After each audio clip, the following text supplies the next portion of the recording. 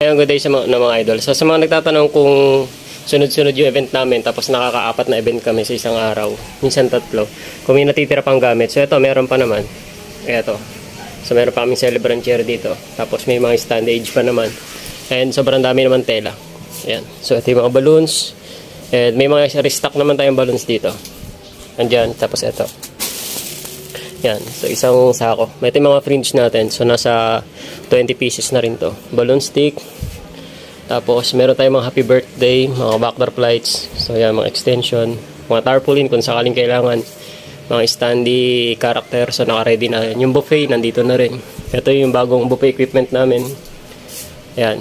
So tapos meron tayong mga babasagin na baso. Tapos yung mga ceramic na plato. Tapos kiddie chair. So andito yung service namin. So meron kaming event ngayon sa Imus. Ayun, so nakabukas yung pinto. So ngayon papunta kami sa Imus. May setup kami sa Kenny Rogers. Kanina nag-setup kami sa Kapipisa. So ito yung setup namin. Yan, Candyland team. So ngayon, Boho team naman, pambabae. Yan, yun lang, and see you sa venue. Babu.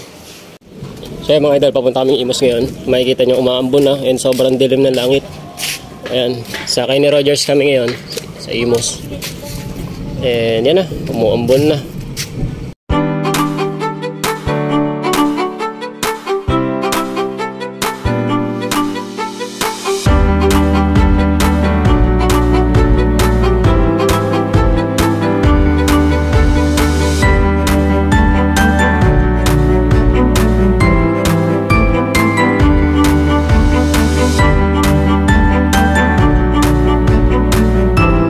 So yung idol, nandito kami sa Kenny Rogers, Imus.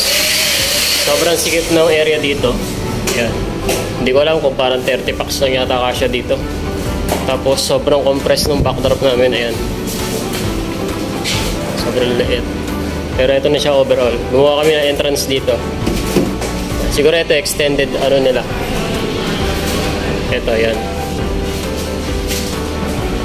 So halos nasa 30 packs lang yung kasya dito sa loob. Sobrang sikip. Ito yung Imus. Kenny Rogers Imus. Alas 3 pa ang event nila bukas. So babalikan pa namin ito.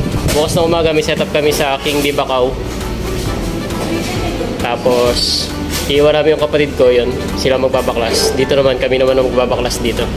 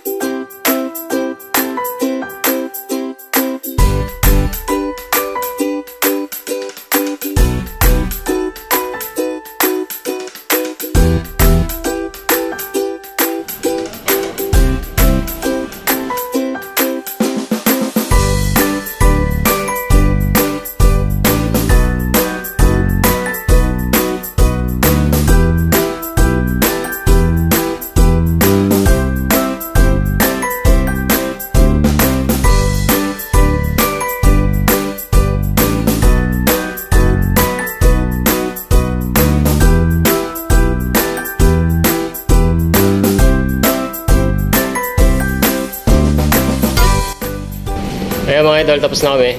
And papatayin na namin itong ilaw. Tapos uwi na kami.